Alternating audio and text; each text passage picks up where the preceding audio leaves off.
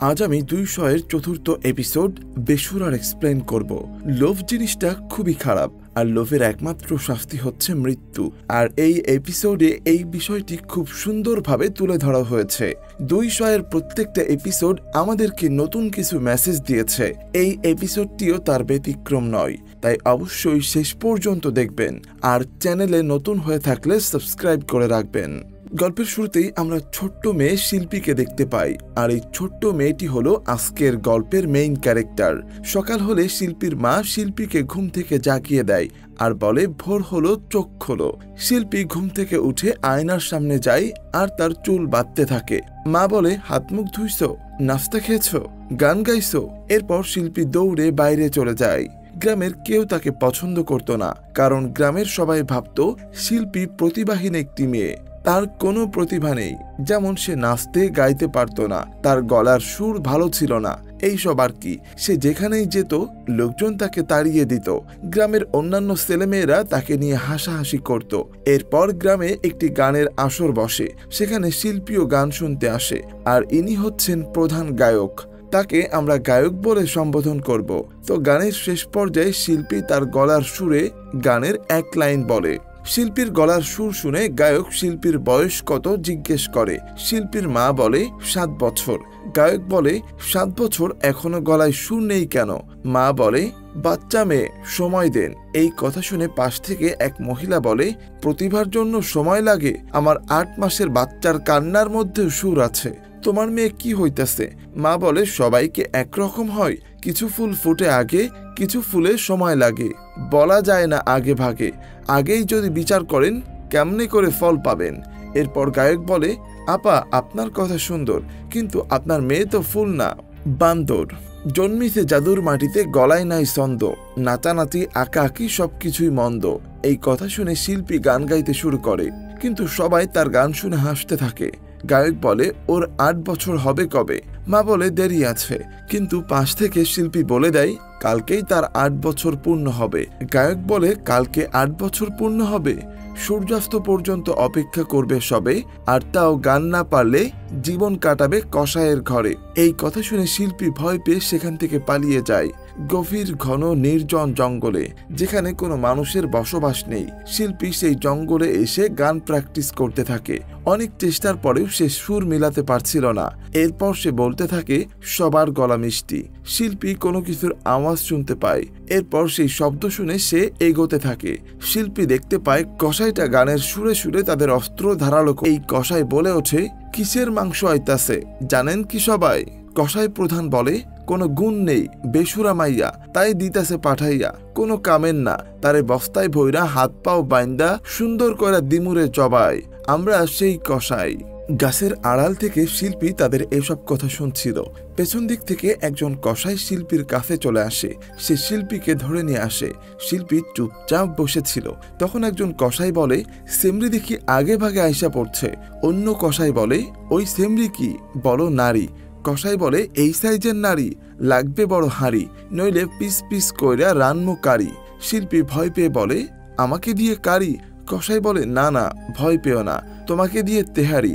শিল্পী বলে মাপ চাই, আমাকে ছেড়ে দেন, আমি গ্রাম থেকে পালাবো, আমাকে আর কোথাও দেখবেন না। কসাই বলে পালিয়ে কই যাইবা? পলায়া কি করবা? তাই তো কোনো প্রতিভা? প্রতিভাহীনরা কি হয়? হয়ে যায় সমালোচক, অন্যের গুণে আগুন জ্বালায়। হয় তারা শিক্ষক, সবাইকে গরুর রচনা শেখায়, তোরে পলাইতে দিলে ধ্বংস হইব সারা দেশ। এগুলো বলতে বলতে তারা পাথরে অস্ত্র ধারালো করতে থাকে, আর এই সুযোগে শিল্পী সেখান থেকে পালিয়ে আসে। এরপর শিল্পী তার মনের আবেগে জঙ্গলে বসে কান্না করতে থাকে, আর তখনই জঙ্গল থেকে এক গায়েবী আওয়াজ ভেসে আসে। শিল্পী বলে কে ডাকে আমাকে? জঙ্গল থেকে শোনা যায় আমি তার বোন। শিল্পী অবাক হয়ে বলে বোন? আমি তো একমাত্র মেয়ে, আমার তো কোনো বোন নেই। জঙ্গল বলে বেসুরা কন্যা, তোর গান যথেষ্ট বাজে, শুনে আমরা উত্তপ্ত, অতিষ্ঠ, মর্মাহত, বিপর্যস্ত। গলার সুর তুই এখানে পাবি না, ডাইনির কাছে যা। ডাইনির কথা শুনে শিল্পী বলে ডাইনি? জঙ্গল বলে পাহাড়ে থাকে ডাইনি, তুই তোর কাহিনী তাকে শোনাবি। শিল্পী বলে কিন্তু কিভাবে? জঙ্গল বলে লম্বা কাহিনী, বুঝবি পরে। এরপর শিল্পী সেই ডাইনিকে খোঁজার জন্য পাহাড়ের দিকে যেতে থাকে। এক পর্যায়ে সে সেই পাহাড়ের কাছে চলে আসে। শিল্পী বলে, এখানে কেউ কি আছো? তুমি কি ডাইনি? এরপর ডাইনি বেরিয়ে আসে আর বলে, কি বললে আমাকে? দূর হ এখান থেকে, জানি অভিসন্ধে তোর জাত করেছে আমাকে বন্দি। শিল্পী বলে, আপনি বন্দি? ডাইনি বলে, ভয় পাস না, আমাকে বন্দি হতে চাইনি আমি। শিল্পী ডাইনির বন্দি হওয়ার কারণ জানতে চাইলে ডাইনি বলে, লম্বা কাহিনী, আমার ব্যতিক্রম কেউ নিতে পারেনি, যারা ব্যতিক্রম তারাই হয় ডাইনি। শিল্পী বলে, কিন্তু আমিও যে ব্যতিক্রমও না, আমি কিছু পারি না। এরপর ডাইনি তাকে পালিয়ে যেতে বলে। শিল্পী বলে, আমি পালাবো না, আমি মায়ের কাছে যেতে চাই, জানো আমি গান শিখতে চাই। এরপর ডাইনি হেসে বলে, শিল্পের কোনো জাদু নেই। ডাইনি শিল্পীকে তার কাছে ডাকে। শিল্পী তখন একটু একটু ভয় পেতে থাকে। ভয় পেলেও শিল্পী ডাইনির কাছে আসে। তখন ডাইনি তাকে খপ্পস করে ধরে ফেলে আর বলে, আমাকে দেখে ভয় লাগে? ডাইনি শিল্পীকে মাটিতে বসতে বলে। শিল্পী মাটিতে বসে। এরপর ডাইনি শিল্পীর হাতে কিছু একটা দিয়ে বলে, তোর কষ্ট, তোর পরাজয়, তোর ভয় এখন থেকে আর তোর নয়, কষ্ট থেকেই শিল্প হয়, শিল্পী হলো কষ্টের জয়। এরপর শিল্পী সেখান থেকে চলে আসে। আর এদিকে শিল্পীর মা শিল্পীকে খুঁজে না পেয়ে কান্না করতে থাকে। আর তখনই শিল্পী তার মায়ের কাছে চলে আসে। শিল্পী তার মাকে বলে, মা আমি আর বেসুরি না। মা বলে, কই গেছিলি তুই? এই বলে সে শিল্পীর গালে থাপ্পড় মেরে বসে। আমি ভাবছি তুই গেছস গা। শিল্পী বলে, কোথাও যায়নি। কি দেখেছি জানো? ডাইনি। মা বলে, ডাইনি? শিল্পী বলে, হ্যাঁ ডাইনি, এটি একটি লম্বা কাহিনী। ওই সময় সেই কসাই শিল্পীকে খুঁজতে খুঁজতে শিল্পীর বাড়িতে আসে। শিল্পীকে দেখে বলে, কই পালাবি তুই? এই বলে সে শিল্পীকে জোর করে নিয়ে যেতে চায়। শিল্পী বলে, আমি এখন গান পারি। এই বলে সে চিৎকার করতে থাকে। কসাই বলে, রাগ তোর বাটপারি, তোরে দিয়ে হবে তরকারি। মা শিল্পীকে আটকাতে চায় কিন্তু ব্যর্থ হয়। এরপর শিল্পীকে কসাইখানায় নিয়ে আসা হয় আর তারা বসে থাকে। কি আনন্দ, কি মজা করবে এবার বেসুরা, এটা বলতে বলতে তারা আনন্দ উল্লাস করতে থাকে। শিল্পীর মাকে তারা আটকে রাখে। যখন কসাই শিল্পীকে মারতে যাবে তখনই শিল্পী গান শুরু করে, সারে গামা পা পারে গামা সা। ছিলাম বেসুরা গান শুনে কসাই থেমে যায়। এরপর শিল্পী সুরের সাথে বলতে থাকে, গ্রাম বলে গান গেয়ে শোনা, বোন বলে ডাইনির কাছে যা, ডাইনি বলে গলা সেরে গা। এরপর সেই গায়ক বলে, ডাইনি একই কাহিনী। শিল্পী আবারও বলতে শুরু করে, আমার সুর কি ভালো না, নাকি তোমরা শুনতে পারো না? আমার কি সমস্যা, নাকি তোমরা বুঝো না? যাই করি না কেন আমি বেসুরা। এরপর সে গায়ক শিল্পীকে থামতে বলে আর বলে, কিসের ডাইনির কথা বলছিস তুই? কসাই বলে, বাপ দাদার থেকে শুনেছি গল্প অল্প স্বল্প। গায়ক বলে, আসলে কি আছে ডাইনি বলতো?